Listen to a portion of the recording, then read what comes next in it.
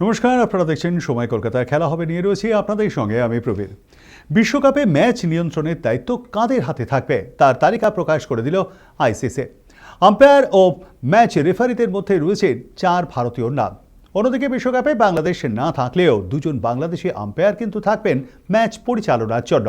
আইসিসির প্রকাশিত এই তালিকায় 24 জন আম্পায়ার ও 6 জন রেফারির নাম রয়েছে, তবে এখনও সুপার 8 ও নকআউট পর্যায়ের ম্যাচ পরিচালকদের নাম জানানো হয়নি। ভারতীয়দের মধ্যে ম্যাচ রেফারিদের তালিকায় নাম রয়েছে শুধুমাত্র জাভেগল শ্রীনাথের। আম্পায়ারের ভূমিকা দেখা যাবে নিতিন মেনন, জয়রামান মদন গোপাল ও KNA পদ্মনাভনকে। তবে সবচেয়ে উল্লেখযোগ্য বিষয়, আম্পায়ারের তালিকায় সরফাদুল্লাহ সৈকত এবং গাজী সোহেলের নাম থাকা। ভারতের নিরাপত্তা নেই। এই যুক্তিতে ভারতের T20 বিশ্বকাপ খেলতে আসতে রাজি হয়নি বাংলাদেশ। তাদের ম্যাচ শ্রীলঙ্কায় আয়োজন করার দাবিও গ্রাহ্য হয়নি। তাই বিশ্বকাপ থেকে মুস্তাফিজুর রহমানরা বাদই পড়েছেন। কিন্তু ভারতের মাটিতে ম্যাচ পরিচালনার দায়িত্বে 2 বাংলাদেশি আম্পায়ার থাকবেন। তাদের যদি নিরাপত্তার সমস্যা না হয় তাহলে বাংলাদেশি ক্রিকেটারদের কি সমস্যা? এর মধ্যে সরফাদুল্লাহ ভারতের মাটিতে নিয়মিত আম্পায়ারিং করে থাকেন। ফলে আইসিসির সিদ্ধান্ত ফের প্রমাণ করল বাংলাদেশের দাবি কতটা অযৌক্তিক এবং ঠুনকো।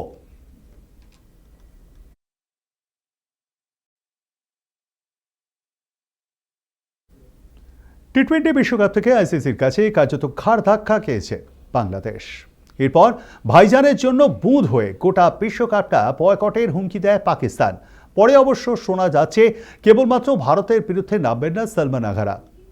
যদি এখনও পর্যন্ত চূড়ান্ত কোনো সিদ্ধান্ত নেওয়া হয়নি তাদের তরফে। আর এতেই চটেছেন সেদেশের প্রাক্তন ক্রিকেটার রশিদ লতিফ। তার মতে সিদ্ধান্ত নিতে ইতিমধ্যেই অনেকটা দেরি করে ফেলেছেন মহসিন নকভিরা। এভাবেই নিজেদের দেশকে তিরস্কারের সামনে এনে দাঁড় করিয়ে দিয়েছে পাক বোর্ড প্রধান নকভি।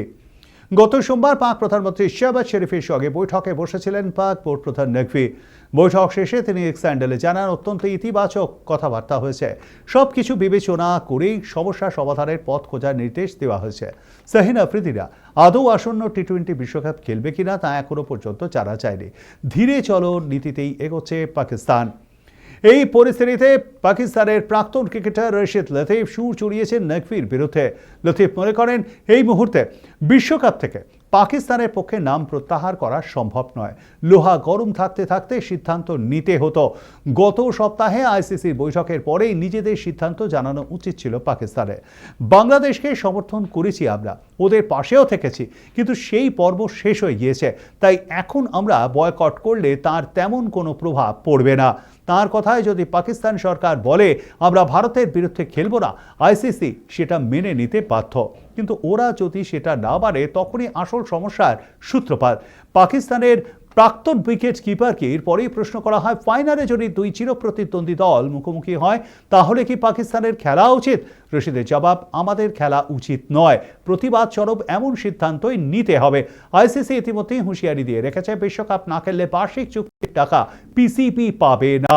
সেক্ষেত্রে 316 কোটি টাকা লোকসান হবে বাবর আজমদের ক্রিকেট বোর্ডের। এই টাকা না পেলে পাক ক্রিকেটাররা কার্যত ভিখারিতে পরিণত হবে। পাক ক্রিকেটের অবস্থাও সেই ভিখারির দশাই হবে।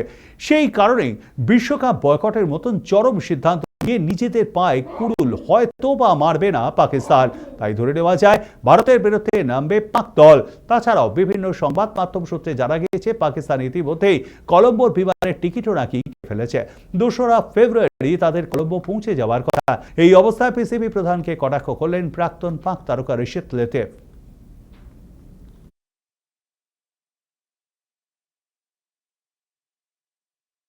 পাকিস্তানকে T20 বিশ্বকাপ বয়কট করবে বাস্তব সম্ভাবনাটা কম।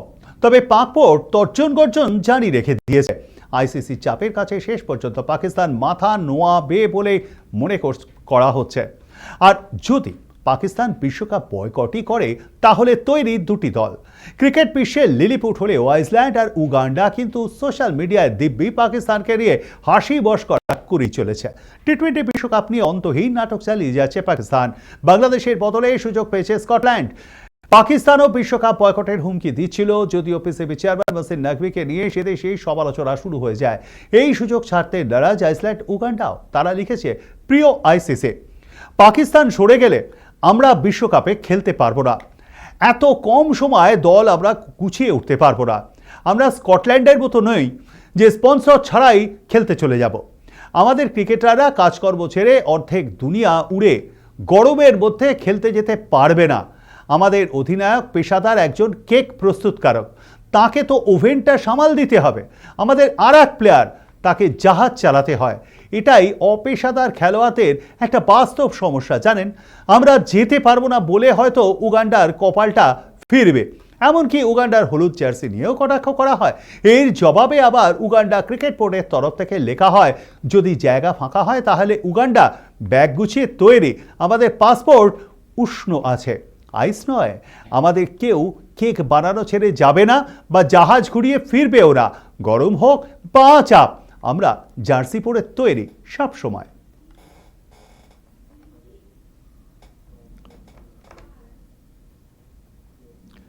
অস্ট্রেলিয়ান ওপেনের ফাইনালে ওঠার পর নোভাক জোকোভিচ এখন হন্যে হয়ে খুঁজছেন কয়েকজন বিশেষজ্ঞকে, যারা গত বছর বেশ কয়েকবার ধরে এই জোকারকে পার অবসরে পাঠিয়ে দিয়েছেন।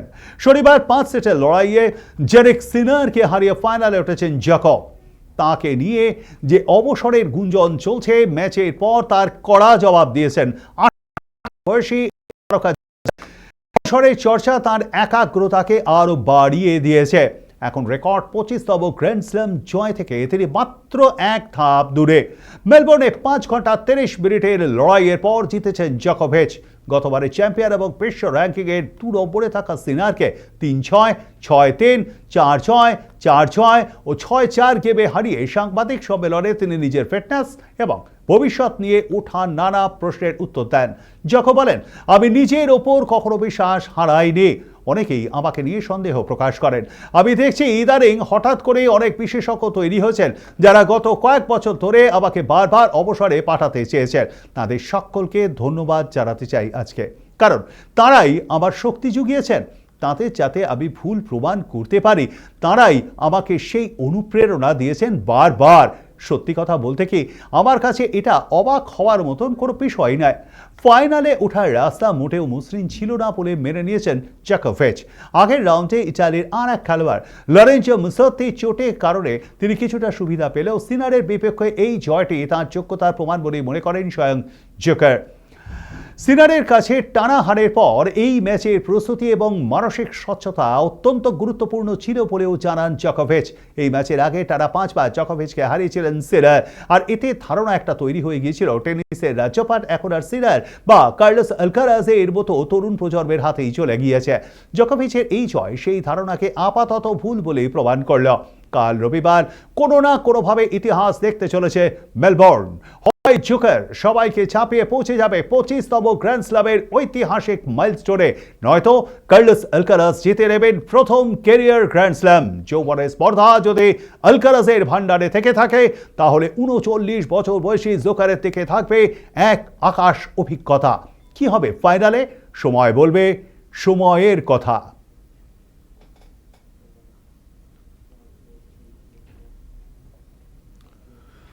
কলকাতা নন্দনে 4 ফেব্রুয়ারি থেকে শুরু হতে চলেছে 4র্থ আন্তর্জাতিক ক্রীড়া চলচ্চিত্র উৎসব, যা চলবে আগামী 8 ফেব্রুয়ারি পর্যন্ত। এই বছর 16টি দেশে মোট 30টি ছবি দেখানো হবে। এর মধ্যে বাঙালি পরিচালকদের ছবি যেমন থাকবে, তেমনই থাকবে বিদেশি পরিচালকদের ছবিও। ক্রীড়া চলচ্চিত্র উৎসবের অন্যতম আকর্ষণ ডিয়েগো মারাদোনা এবং লিওনেল মেসিকে নিয়ে নির্মিত ছবি। 2011 সালে অধিনায়ক হওয়ার পর প্রথম কলকাতায় এসেছিলেন মেসি। ভেনেজুয়েলার বিরুদ্ধে প্রীতি 100 গোলে জয় পেয়েছিল আর্জেন্টিনা। সম্প্রতি তিনি দ্বিতীয়বার কলকাতায় পা রেখেছিলেন। এবার বড় পর্দায় দেখার জন্য মুখিয়ে রয়েছে তার ভক্তরা। এই ছবিটির নামও মেসি, যার পরিচালক অর্ণব রিঙ্গ বন্দ্যোপাধ্যায়। অন্যদিকে একাধিকবার কলকাতায় এসেছেন কিংবদন্তি মারাদোনাও। 86 বিশ্বজয়ীকে নিয়ে তিলোত্তমার আবেগ অপরিসীম। তাকে নিয়েও ক্রীড়া চলচ্চিত্র উৎসবে দেখানো হবে একটি তথ্যচিত্র। তবে কেবলমাত্র যে ফুটবল দেখানো হবে তা নয়, কিন্তু অন্য খেলার সিনেমা থাকছে এই উৎসবে। মীরা নায়ারের কুইন অফ কাটওয়ে এবং রিমা কাকতির গোল্ড এর মধ্যে উল্লেখযোগ্য। ডেভিড ভেলা, লুপিতা নিয়াঙ্গো, মদিনা নালওয়াঙ্গা অভিনীত কুইন অফ কাটওয়ে উগান্ডার রাজধানী কাম্পালার বস্তি কাটওয়েতে বাস করা ফিওনা মুতেসির নামে একটি মেয়ের জীবনকে চিত্রিত করে। দাবার প্রতি তার অকুণ্ঠ ভালোবাসা তাকে দেশ এবং দশের মধ্যে এক করে তোলে। কোচ রবার্ট কাটেন্ডের সাহচর্যে সোপান কোচের শীর্ষস্থানীয় দাবারু হয়ে ওঠে সে।